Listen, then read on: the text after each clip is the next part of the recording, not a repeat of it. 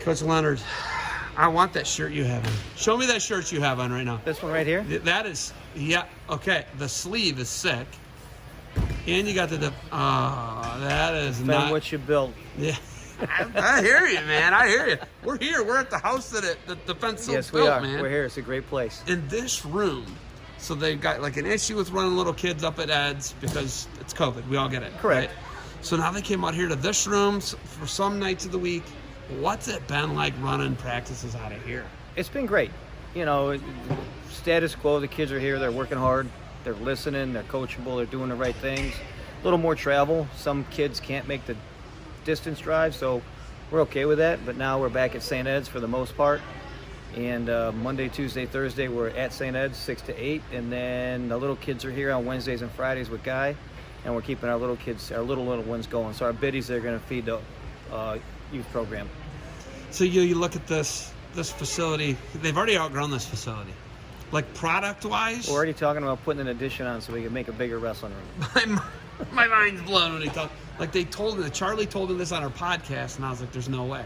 And they've got to rent a facility like this size street. at least. Overflow. That's so wild, man. It's great. It's good for them. It's really good, right? And you're a business owner, and Yes. you've dealt with this, and COVID hit you guys extra hard. Some protests hit you guys extra hard. Yes. First off, how is your business? The construction business is doing okay. We're standing up. We're moving forward. We're working hard. The restaurant industry, we're taking a hit right now. We just had to close down our main restaurant downtown, Butcher and the Brewer.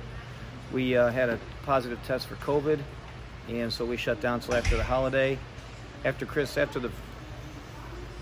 New Year's, we're going to stay shut down till clean it, disinfect. We'll keep our beer production going because we are distributing beer all over the state of Ohio now, so that's moving well. And then we'll make a decision as far as business. And January, February, March are slow months.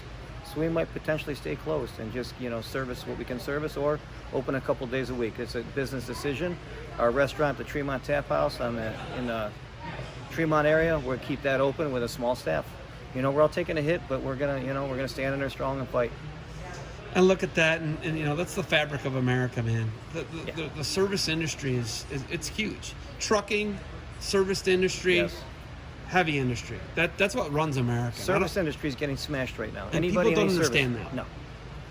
No. How do you keep those people? What do you do to give those people some type of help, aid, whatever you're doing? How can you keep people employed? How do you do it, man? Well, we kept them employed through the PPP, but the business rose when we opened back up, when we could first open up, and then it dove back down. We unfortunately had to lay people off. But what we did is Butcher and the Brewer, when we first closed down, any perishable food we could give away, we gave to the employees.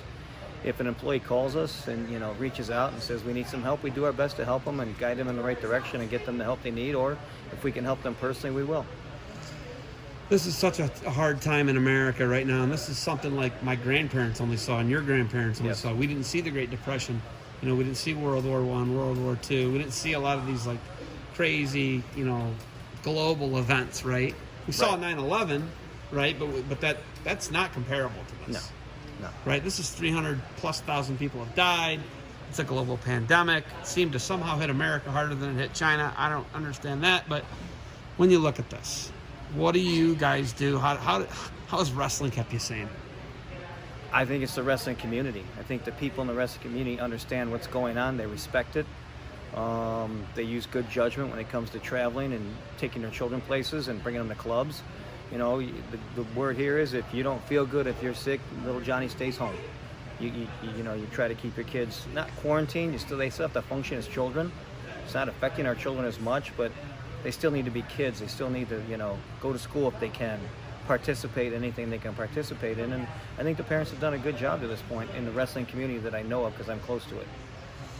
And it's like I'm saying, it's a small community too. Yes. So everybody knows when something happens with somebody.